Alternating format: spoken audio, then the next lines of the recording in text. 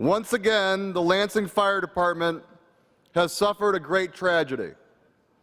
On February 3rd, at the age of 65, Captain Steve Babcock passed away.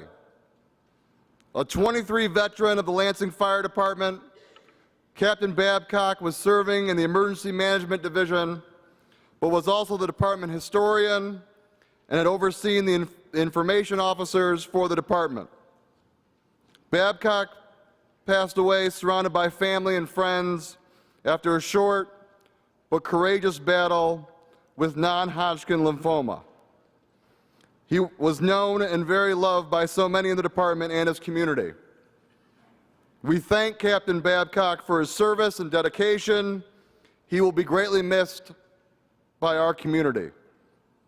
Unfortunately, this tragedy is all too common among firefighters.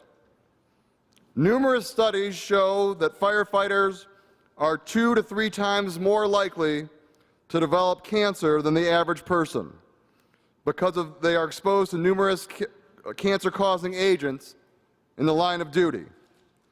Public Act 515 of 2014 created the First Responder Presumed Coverage Fund that will cover the care for firefighters that develop respiratory tract, bladder, skin, brain, kidney, blood, thyroid, testicular, prostate, or lymphatic cancer.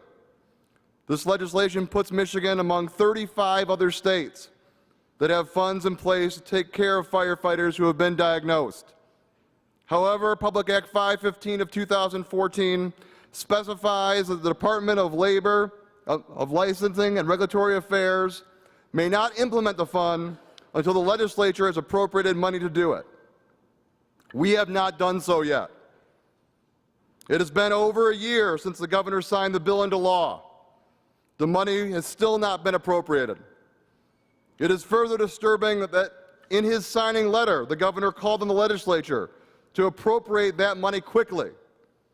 But when they did not happen, he had the opportunity to make it part of his budget priorities, and it has failed to do so.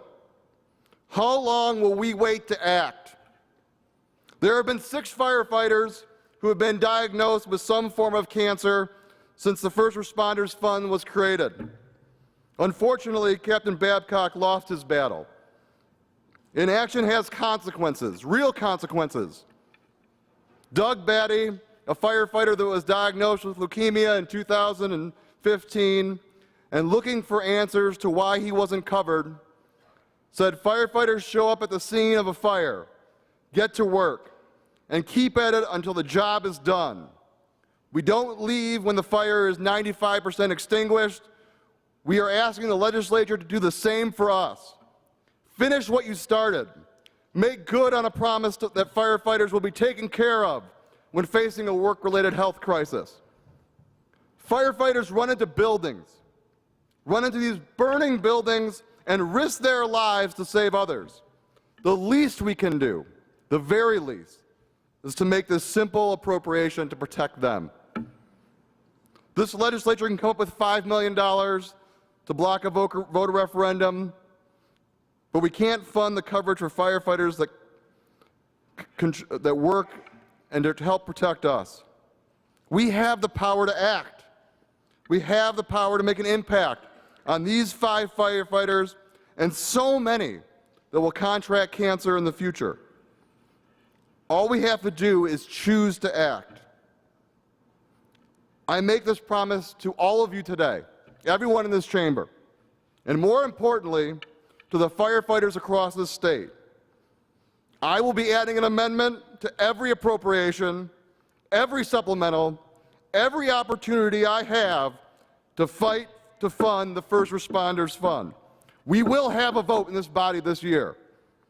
Let's fulfill this promise that we made and do something small to protect those who protect us. Thank you, Madam Chair, and I would like that my comments be printed in the Journal. Without objection, so ordered, and may everyone rise for a moment of silence for our fallen public servant.